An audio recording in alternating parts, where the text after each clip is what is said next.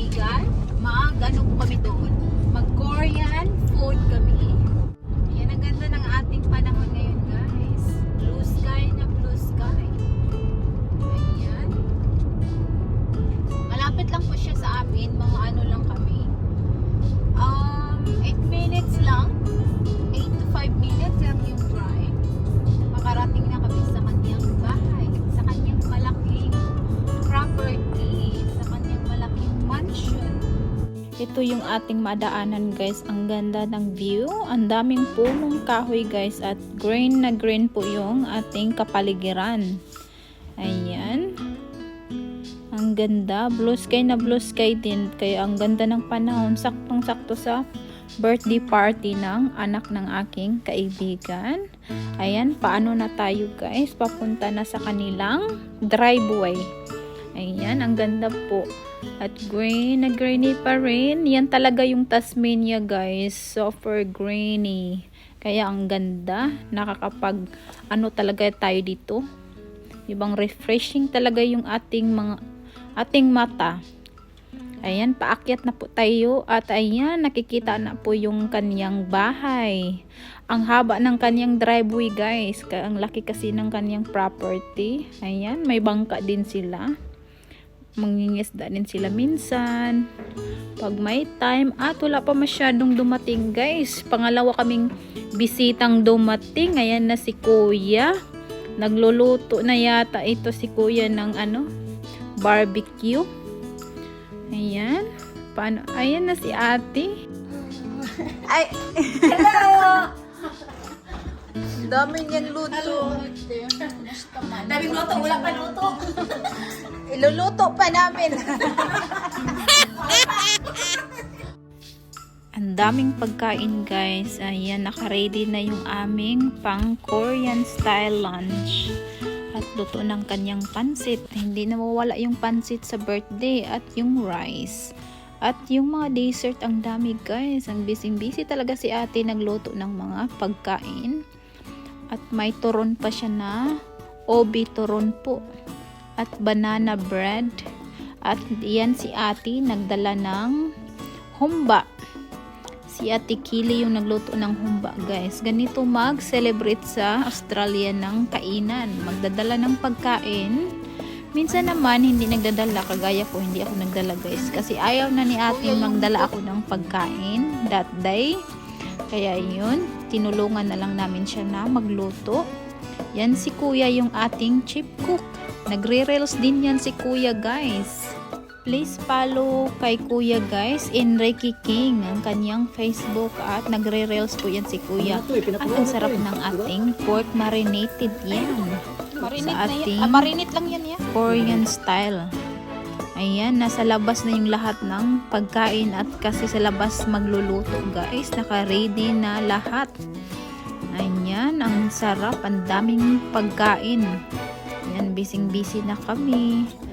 At nagsi-selfie. Ayan, at nagtitikim sa aming niluluto at ang sarap ng mga prutas guys. Ayan, busy na si Marbs magluluto sa aming Korean style na pagkain. Ayan, ang daming gulay guys. Gulay is life talaga tong aming soup. Ayan. At chika-chika din while nagluluto. Ayan. At si ate ay nagla-live din yan siya guys. Please follow Pinay Intaasi. Yan yung ano sa kanya Facebook page. Nagre-reels po yan si ate. Busy tayo sa ating Korean lunch. At luto na yung chicken. At iluluto namin yung prawns po dito sa may maliit na barbecue. Ayan. At ang ganda ng view guys. Ayan. Yan si Mitch. Yung kaibigan ko din. Mga busy-busy minsan lang kami nakikita. Ayan guys. Ganda ng view, diba? Ang sarap kumakain dyan. At ang ganda ng view. Ayan. Lagyan po natin siya ng butter. Para hindi mag-dry yung ating prawns. Ayan, i-barbecue po natin yung prawns natin. Ang sarap.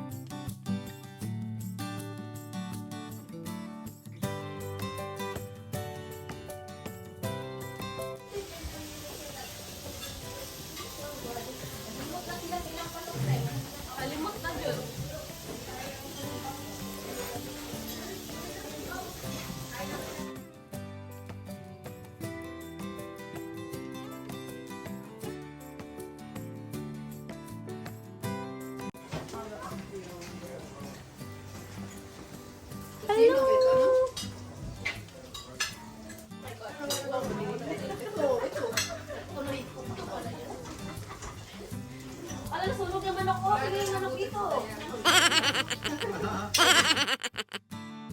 Ito na yung best time natin guys. Kainan na. Busy na kami lahat sa kainan kasi gutom na guys. Kasi parang late lunch kasi to guys. Kumain kami ng mga ano na yata yan. 2 o'clock na yata. Ayan, chika-chika while kain guys. Kasi yung ibang mga kaibigan ko din, matagal-tagal din hindi kami nagkita. Kasi busy life talaga dito sa abroad. Ayan guys, kain na. Ang laki ng subo ko sa aking fresh lumpia. Yung kaibigan po namin niya nagluluto ng fresh lumpia.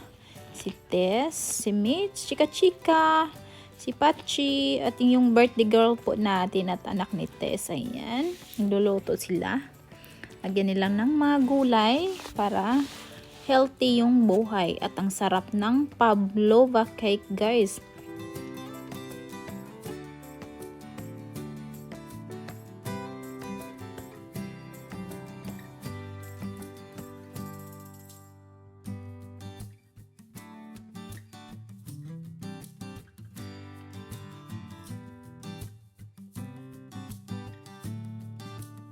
Ayan, chika-chika before uwi guys. At ito ng time na, beach time. Busy na po sila sa kanilang mga pakiti. Ayan. At nagluluto pa rin sa labas para may soup pa rin na mainit kasi malamig na din yung panahon natin guys. Kaya nilalagyan ko naman ng maraming vegetables at yung soup po natin. At yan, magbi-BH po tayo. Ayan yung kaibigan ko, busy sa kanilang pictorial. Ang ganda talaga ng bulaklak guys, grabe. At ang dami ng bulaklak ni ate. Yan yung mga daffodils guys, ang dami niyang mga kulay. Yellow, puti, at doon pa sa kabila, ang dami pa talaga niya guys. Grabe, ang ganda tingnan. Tapos yung view, amazing view, diba? At yung bulaklak ang dami din. Ayan, busy na, mag-pictorial na guys, hindi mawala yan sa party. At yung karaoke time guys, diba? Hindi talaga mawala yung enjoyment pag may birthday. Ganyan talaga yun dito sa abroad. Diyan tayo nag-i-enjoy pag may party at kainan.